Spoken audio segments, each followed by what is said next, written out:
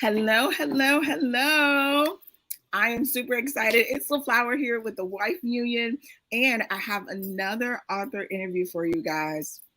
So definitely like, share, all that good stuff because the amazing author that I'm interviewing today, she's just flat out phenomenal. So, as you guys know, for our book, The Wife Union Chronicles, The Truths and Misconceptions of Marriage, we're in pre-sales right now. So I'll put the pre-sale link in the comments below. But without further ado, let me just introduce you guys to her. I know you guys see her, but she is a wife, guys. She's a phenomenal wife. She's a mom. She's an entrepreneur, a serial entrepreneur. She's an amazing editor, and she's an awesome writer, guys. She is just, and she really just has a true heart of gold. And so I met her a few years ago through her husband, but I am just excited that she said yes to this project. And you guys get to hear a little bit of her voice and her story as she shares in the book. So without further ado, Stephanie, how you doing, love? I am great. And I just want to say thank you for having me on. And again, even partnering with this project, I'm excited to have been able to not only be on the back end, but also to be, in the forefront as being able to share my story. So I thank you for that opportunity and this opportunity to be on the interview as well. Awesome. Thank you. So I know that I know you, but share a little bit more, with our audience about you and what you guys do. Awesome. Okay. So yeah, you said everything in a nutshell, and I greatly appreciate your kind words as well. So yes, I am a wife and mother. I'm also the COO, which I call the Creative Operating Officer of Self Published in 30 Days. I work alongside my husband. Working, with project management, overseeing everything. My heart and passion is for the writing aspect, but I love all things publishing. We recently dived into a new venture of the financial industry. So my husband is kind of leading the way on that, and I've kind of taken, the front seat with the publishing. So we, just tag team to keep, building the generational wealth and the legacy for our family. We have four children, so I stay pretty busy with the four children, ranging from 7 to 17, and the month of October is going to be 8 to 18. So yeah, it's kind of stretched, but we're making it work. Also in ministry, I contribute with the youth. In the ministry, just being able to pour anything that God gives me into them. I'm all about this is a season of pouring for me. So making sure that I'm being poured into, so that whatever I pour out comes from God. So yeah, that's pretty much me in a nutshell. That's a big nutshell. No, I love it. I love it. And I did mention, I noticed you guys, the name of the publishing company is Self Publishing in 30 Days. Oh my gosh. Stephanie and her husband, Darren, they do a phenomenal job. I'm a book ambassador with them, and it's a great company to partner with. I've learned so much from them thus far. And, I know that Stephanie, she plays down herself so much sometimes, guys, but she really does a phenomenal job. All right, Steph. So let's jump into, being a wife. So tell us a little bit about, how did you guys get started? Like when Darren asked you to marry him, what was that like? Okay, so in short, um, it was one of those things, and it's really funny even how it worked out. Like we had been, we didn't even intend to date, much less get married. So it's really funny. Wow. God's sense of humor is remarkable as it relates to that. So I think I had just gotten out of a relationship. He had my whole goal and objective was seeking God, like through and through. And basically, I had even written a list. And on this list, I was like, I told God, like, hey, in this season, I don't need a man. I just need you. But if you bring me one, I need him to fit all that. Like, hey, I'm putting my list out. I'm writing my vision and making it plain. And I met Darren, and it was just, at first it was just Facebook conversation, just, commenting here and there on posts. It wasn't nothing serious. There was nothing, there was no intent. Um, and lo and behold, we ended up meeting because we had worked together previously, and I had came back, and so we were working again at the same place, but we were on different shifts, so we would kind of see each Gotcha. other in passing. But we ended up hanging out, and from then it was because there was no expectation. Uh, Mm. it was very relaxed, and we were just able to be ourselves.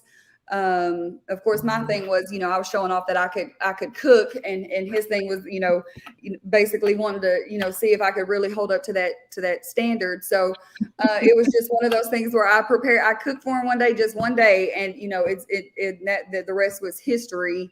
So yeah, that's pretty much how it happened. There was no intent. Wow. God showed me within 3 months of talking to him, he had literally probably marked everything off of that list and then Wow. some.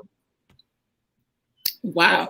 Now I gotta ask. We're gonna come back to the list, but I gotta ask, what did you cook? What was the meal? You know what? Do you remember? And I want to say that it was like meatloaf, cabbage, and mashed potatoes with gravy, and like some rolls and things. I'm thinking that was the meal. Look, this is over 12 years ago, so my mind may be a little fuzzy, but I'm thinking that that's what it was. If I'm not Okay, mistaken. okay. So it wasn't just, some microwave stuff, No. something that was in the box. You was really over there cooking. Yes, yes, I yes. love it. I love it. I love it. And thank you so much for sharing. Now tell us about this list, because I know that sometimes we go into or we go we put these lists before God, and sometimes the list will fit what we want, but it may not fit what God wants for us. But you said pretty much, I think because you were seeking God during that season, your list may have not been filled with a lot of artificial things or superficial things that really wouldn't put you in a position to still chase after God's heart if you were chasing after such things that were in that relationship or in that next man. So what do you think about the list, and any advice to anyone who is, has a list or are thinking about making a list and putting that list before God? So, in short, and that is definitely a great question. And I even, I wrestled with it for a while. God and I, we have a full-fledged wrestling match pretty much anytime I'm getting ready to do anything. But it was really at that point, because of previous and former relationships and how they ended. And the things that transpired, I knew then that, like what you had said, I was seeking the artificial, the external things Mm. in the previous relationships, and I wanted to make sure that I didn't do that the next go around. So I was seeking, a man, that was after God's own heart. I was, that had that, that tenacity of David, so to speak. And Right. then also just even with ambition and being family oriented, and someone who was ready to settle down. A lot of times, even in relationships, especially, prior to marriage, you're trying to make someone settle down that doesn't want to settle down, and you can't force that.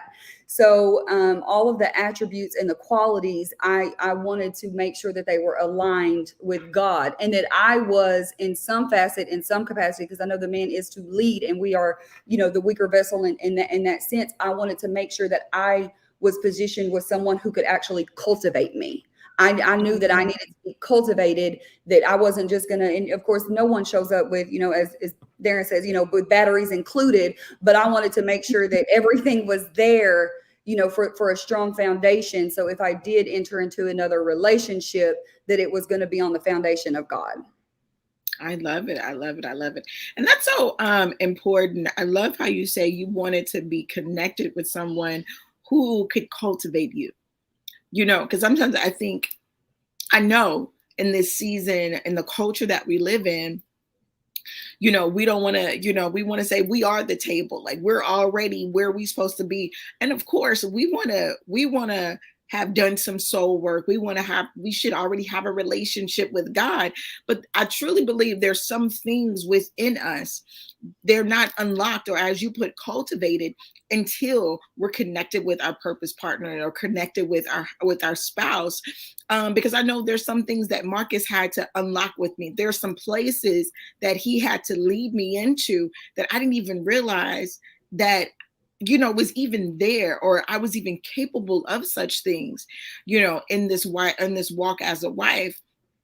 And that wouldn't have happened if I was, I wouldn't have found those places being single, or even in my previous marriage when I was married to someone who didn't have the capacity to cultivate me. Mm, Right. that's huge. So let's next talk, let's jump into your chapter. So I know that in your chapter we talk about fear, but mostly reflection. And reflection is one of my, I love to reflect, and often I think that we don't spend time reflecting enough. Because we learn from our reflections, we can grow from our reflections, we can get even strategy from our reflections. And so that's why I think that, for me, taking sabbatical, or, just resting, reflecting, and rejuvenating, I do that often. And it's key to really evolving, not only as a wife, but as a woman, as a partner, as being an entrepreneur. Those are, even working at your job. It's so powerful. Reflection is so powerful. So tell us about reflection, and a little bit of your chapter.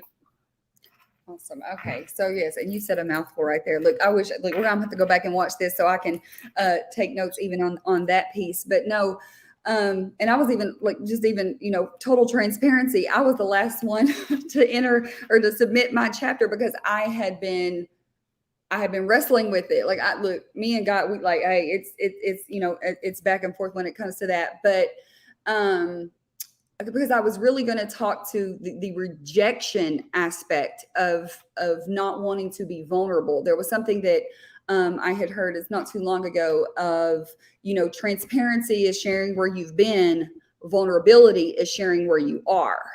That's good. And I always struggled with sharing where I was. And Darren and I even had recently just even had a conversation. I would always want to get a few steps ahead of where I was in whatever, trial I was facing, or, whatever I was internalizing and going through. And then I would be able to circle back and be like, oh, this is why I was doing this, X, Y, and Z.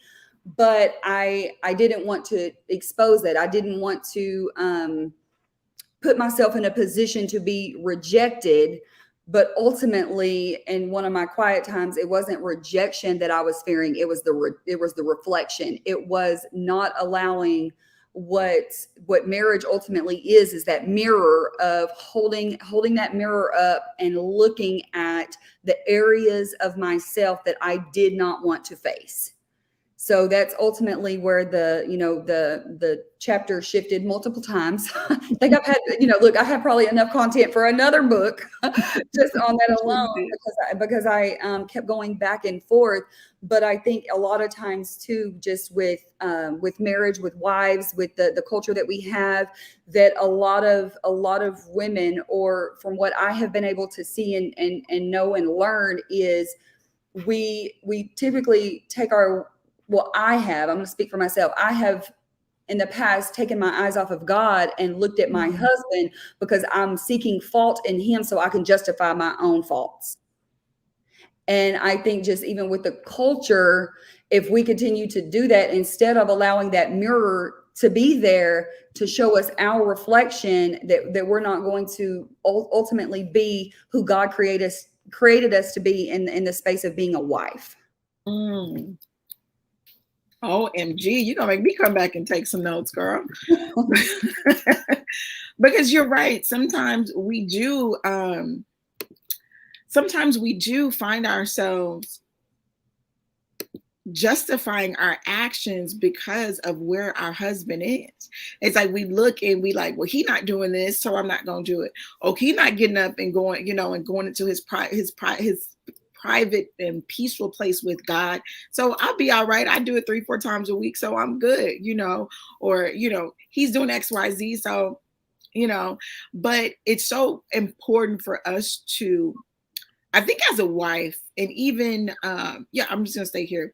Even as a wife, I think that we lead the reflection. Like we lead, even though we're the wife and things like that, we lead a lot of times the culture in the house, Mhm. right?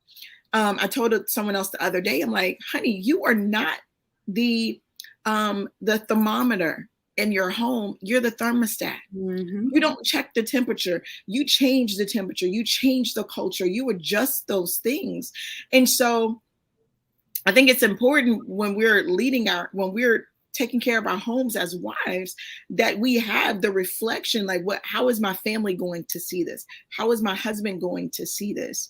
But let's jump into, you mentioned fear in that part. So when you started to reflect, or how did that impact your marriage prior to reflecting? What was that like?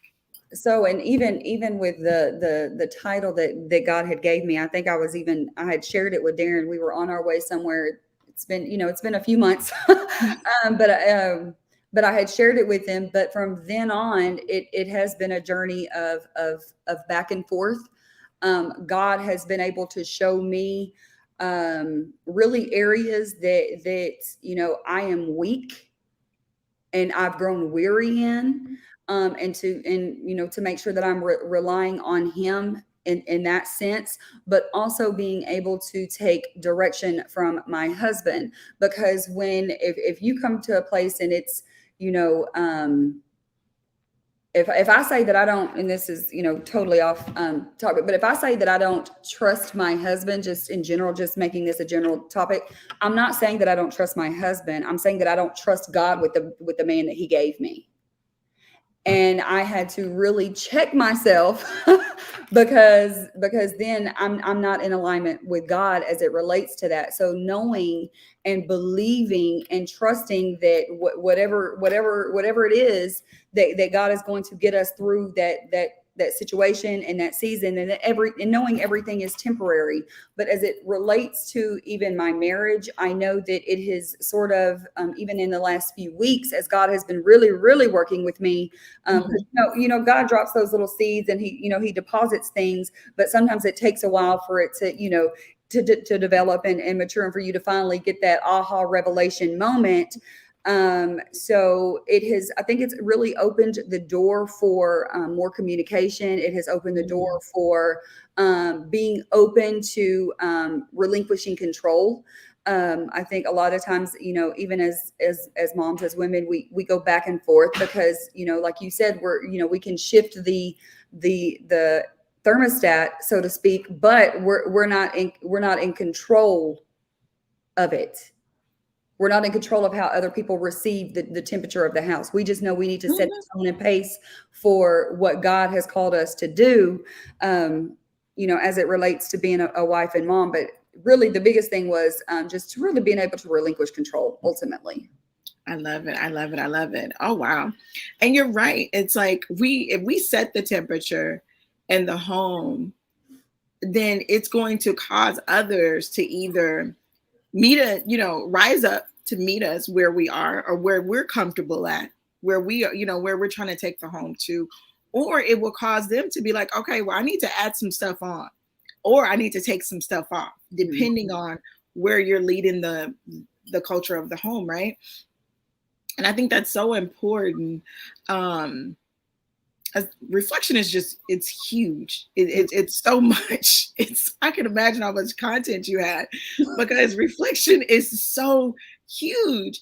Because even when we reflect on, um for me, it also shows me the cycles that me and my husband were going through.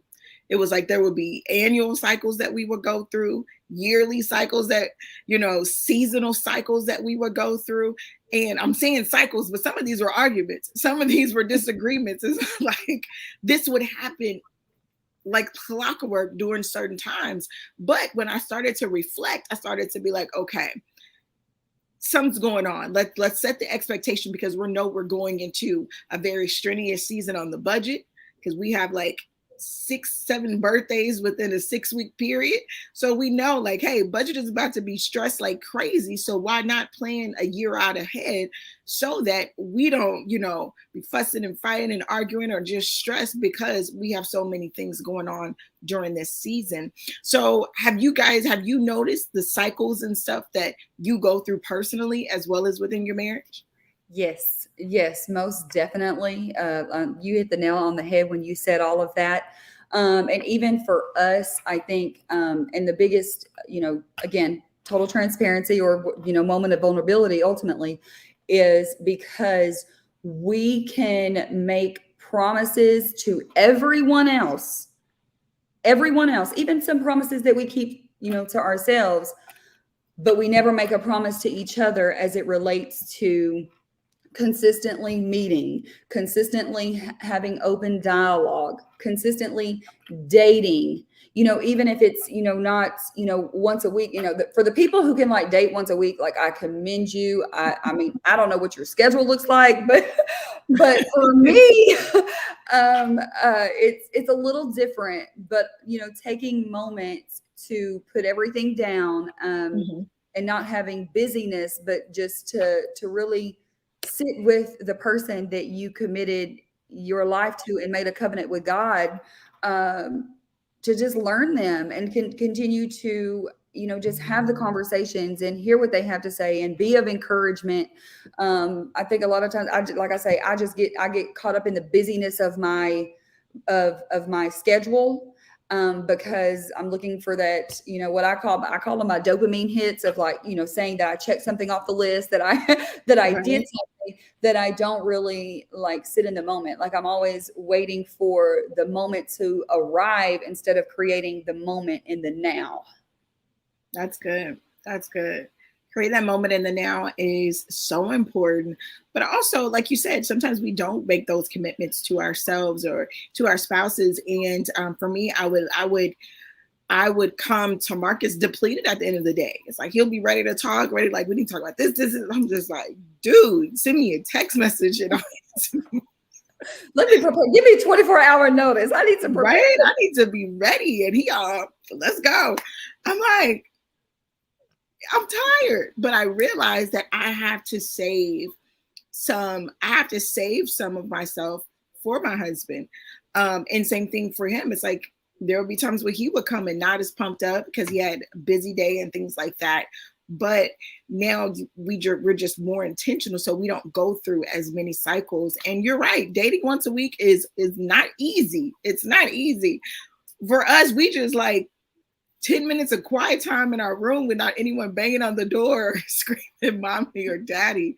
It's like those moments are so precious now that with our large family, I'm sure even with 4 kiddos, it's still those moments are far and in between when there's not someone from the business or work or each other needing something. I can hear Darren saying, Steph.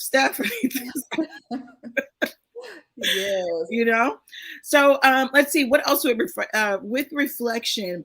What would you say, if someone what advice would you give to someone who's struggling with being able to reflect? It's like they don't like looking backwards. They say, I only want to look forward. What advice would you give them? Well, first of all, definitely, in seeking God as it relates to that. But a lot of times, even, when let me circle back. So when we're not in a place to want to reflect, it typically is because our relationship with God is not where it needs to be. And that's the first place that I would start of, building up those or being consistent with my relationship with God. And just even for me, I've had to make sure, I guess they say that women talk twice as much as men do, but are we praying twice as much as they are? Mm. you know and that's really what God even struck me with. It's like, yes, you're talking, you're having conversations, but you're not having conversations with me. So that is first and foremost. I would be having, seek my relationship with God. Also being watchful and mindful of what I'm allowing to be poured in, poured into me. I think even during one of the meetings that we had with the women, they had shared, like, hey, there's, housewives of Atlanta's, and, all of these other housewives, but what about the godly wives? So just making sure that I'm, aligning with allowing myself to be poured into by positive things. A lot of times, if we're not being poured into, all we're doing is recycling what has already been poured into us, and that's not always a good thing. Because I even look at it with the term or the quote that, you can't pour from an empty cup. But God, Mhm. when I was doing this, because a few weeks ago I did a series with the kids on pouring, like being poured into. And he's like, basically, we are being poured into in some capacity. So Right. are you pouring, resentment? Are you pouring frustration? Are you being, Mhm.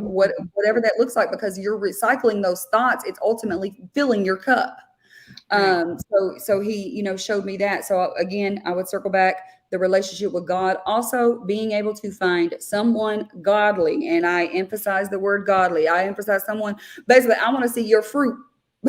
But I need to see evidence of the fruit in your life to know that I can go with you in confidence, and be able to process and receive information from you that's going to actually help me. A lot of times we'll go to people who, the first people that we go to should be the ones that it was something I even watched. They should be, instead of them defending me, they should be just, if I have a dispute with my husband, or if I have something going on with him, the people that I need to go and talk to need to be people who are going to defend my husband, not me.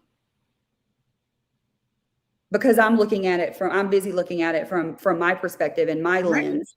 So making sure that you're having someone who can hold you accountable, and then have the conversation in love to be able to allow you to see yourself. Sometimes it's not even that we're running from it. Sometimes we just haven't slowed down, like we haven't slowed down long enough to see it. But when you have those Mhm. conversations, that's what's going to slowly start putting that mirror, or wiping the smudge off the mirror and everything else, for you to Right. slowly start seeing yourself. So those are my two big things, well, really three. So seeking God, watch what's being poured into me, and then looking for accountability in the sense of someone who I know has my best interest at heart, has my marriage's best interest at heart, and who wants to see me win. Right. Oh wow. Good stuff. Good stuff. And those are three great things that we need to consider when we are positioning ourselves for reflection. And seeking wise counsel is so important, especially for us wives, who are married and who are desiring to be married, um, because it's extremely hard. It's extremely hard to speak with someone who's never walked down that path. It's extremely hard because I see it all the time. Something will happen within a couple's relationship or within the marriage, and a lot of friends will say, "Oh, I would leave him," or "I would do this," or "I'm not taking that," or "I'm not." And I'm like, you really can't seek wise counsel from someone who has never said "I do," from someone who doesn't have a covenant between them, their husband, and God.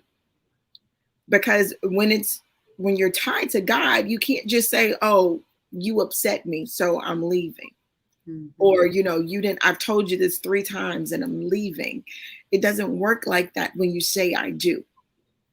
So having that wise counsel, or having people surround you who understand the perspective of a wife and who's walked the walk of being a wife, it's so important. I don't know why we went there, but it's so important. Oh my gosh, it's so important, because we can't say we want to be married but have a single ladies mentality. Mhm. We can't say we want to be married and have an independent woman mentality, right? Mhm. We definitely can't say we want to be married, but the only thing we're getting poured into is toxicity of single women, or women who are married, possibly married for other reasons, like going back to that list at the beginning.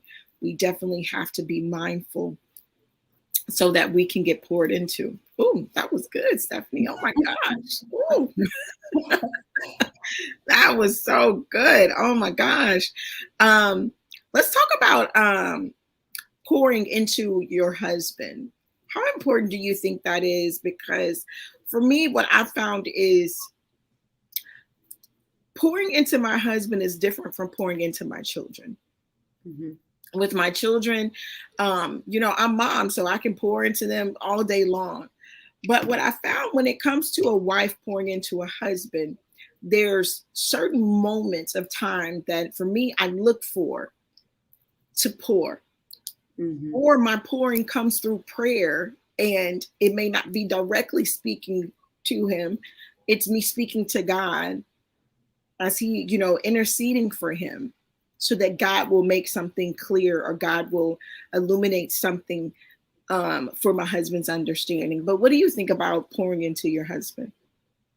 So I'm kind of even like you on that end as it relates to even being in prayer. And again, even through this season, God has called me to be a watchman over my home.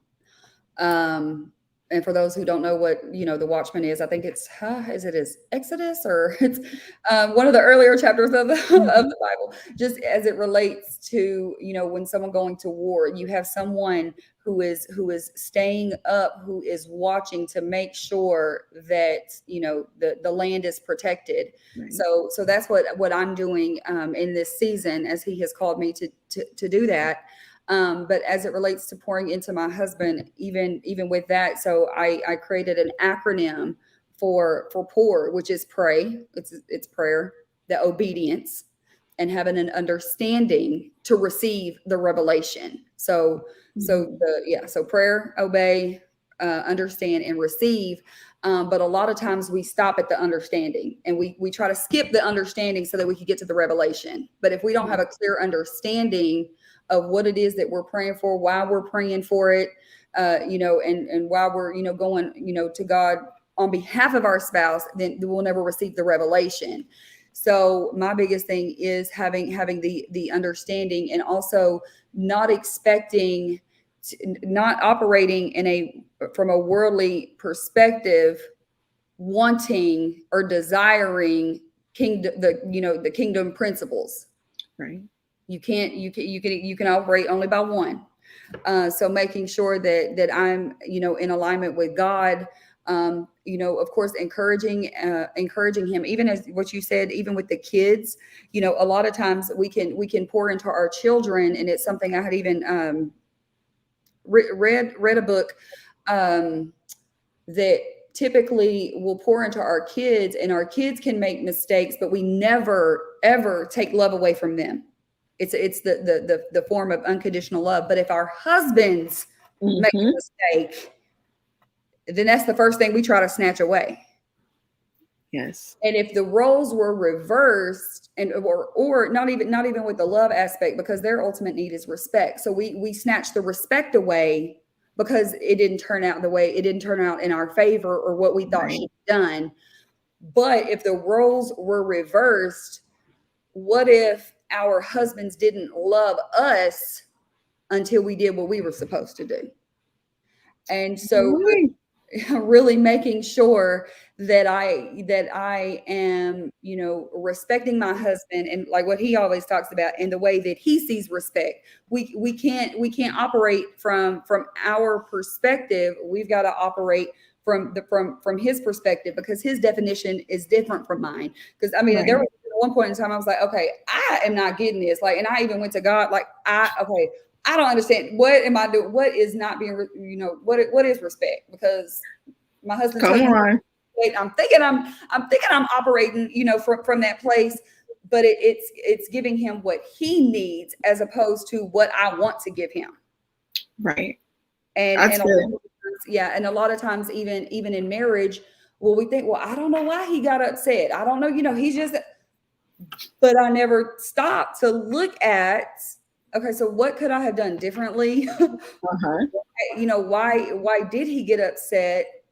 And what can I do different and if this happens again, what can I do differently? Because I always tell my children, typically the first time you do something, it's a lesson to be learned, but the second time it's a choice. So if I'm Right. continuing a behavior that my husband deems as something is disrespectful, then that's me, basically control doing what I want to do, and it's not adhering to him in the marriage. Because at the end of the day, whatever you give out, you're going to get back in some capacity. But Right. I can't give you something I don't have, Mm, that's good. and I can't give you something with an expectation that you're going to give me something in return. And I think a lot of times that's what we do as well, is because Mhm. we're waiting for something to be reciprocated from our husband instead of being obedient to Christ. Oh, wait, that's so good. Oh my gosh. We do wait. We do wait. And we do expect. We expect it was crazy. A few years ago, Marcus and I, we had this crazy argument. It was like one of those where I'm done, you're done, I'm done. And we went to church that Sunday, and our pastor at the time, he spoke on a season where him and his wife were not seeing eye to eye, and it was a rough patch for them. And he said he had this huge revelation from God, and he realized that he is to love her and without expecting anything in return. And he was like, you have to get to a point from your spouse. Your spouse isn't he was reminding us, your spouse isn't your source of happiness. Your spouse isn't your source of joy. You love them and respect them without anything in return. It's like you love and respect, and then you look to me to refill you up, to pour back into you. Mm-hmm. And literally that message saved our marriage during that season, because I didn't understand his love language. He didn't understand mine. We were loving and respecting each other the way that we wanted to, instead of, like you said, how Darren says, it's like the way that I see respect. I'm like, dude, I'm respecting you. Like, maybe you just need another wife. Like, maybe I'm just not it. Maybe I talk too much. Maybe but I literally had to really go back to being in student mode for my husband and relearn him all over again, because our love languages change. Mm-hmm. We go through seasons, it changes. And I was still loving him how and respected him how I did when we first met, but he had, things change. And so it's very important for us to love and respect and know each other's language, so that we can do it in a manner that they're able to receive it in. Just because I may love words of affirmations or acts of service doesn't mean that may be something that he deems as, he needs. One time I said, oh my gosh, you did such a good job. And he's like, I know. I was like, how rude of you. How rude. For me, I would be like, oh, thanks, babe, I appreciate it. But I was pouring out to him what I needed versus what he needed. And we were in the same book, but on totally different chapters. And so those are great points that you bring up, Steph. So as we get ready to wrap up, I definitely want to be mindful of your time today. I know that you're extremely busy, but I wanted to definitely take a moment for everyone to get to know you and to have some wife talk with you.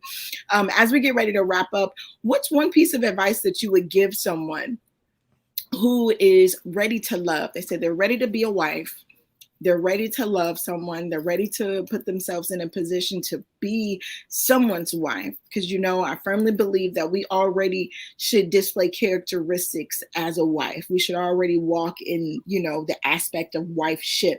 But what advice would you give to someone in this season?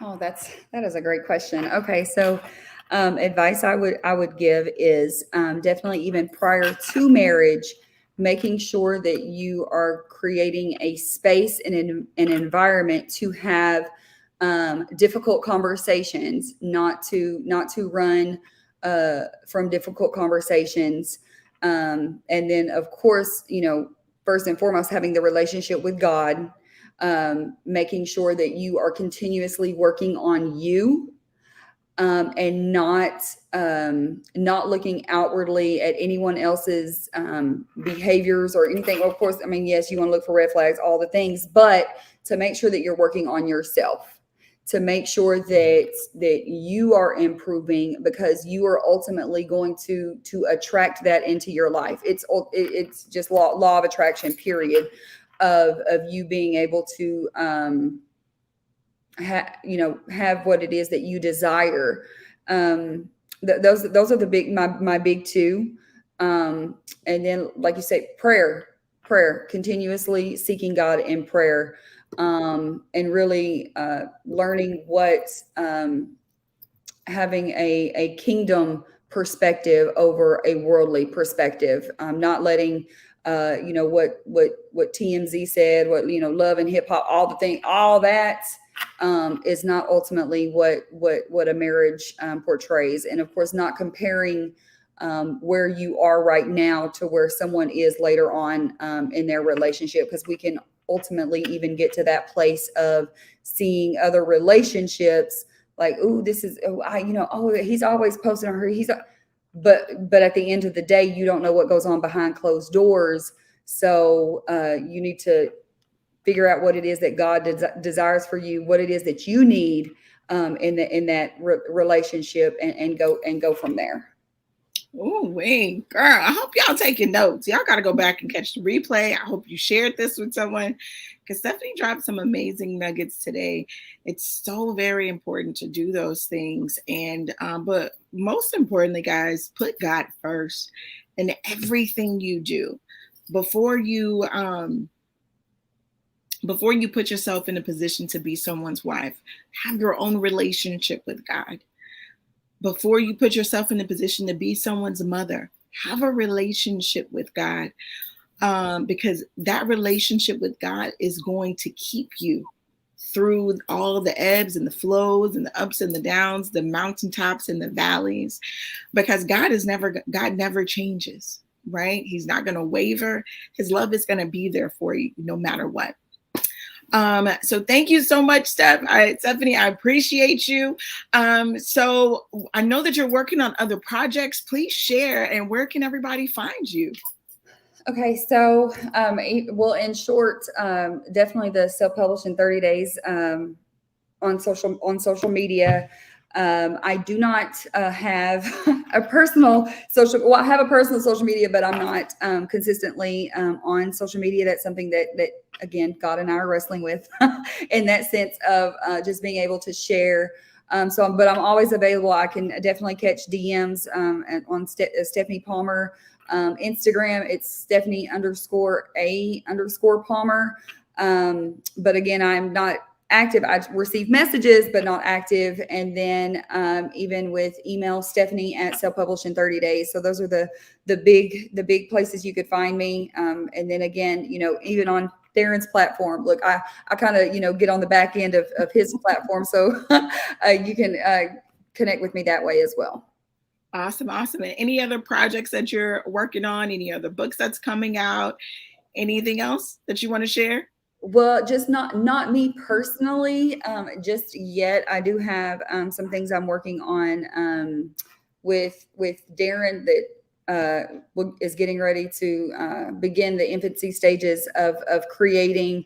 And that's pretty much it. But I do know the Q1 of 2024 definitely going to have some things lined out as it relates to even marriage and motherhood. Those are like my big two. But yeah, that's pretty much it. And I do want to also share too something that even as it comes to reflection, and there's two quotes that really stand out to me, is basically whatever you don't face, your children will fight. Ooh. And whatever you don't, yes, whatever you don't face. So if you're not willing to face and reflect on the things that you need to reflect on, that you need to heal from with the past, that's going to be your children's fight. And also, whatever you do not transform, you transfer. So making sure that you are really looking at the areas that you need to work on. And also, even side note, not getting wrapped up in trying to fix everything at one time. It's a process. Give yourself grace, but also know that you've got to put in the effort. Although it requires time, you have to put in the effort to become the best version of you. There you have it, guys. She drops the mic. I have nothing else to say. Grace and peace to you guys. Shalom. Have a good week. See you soon.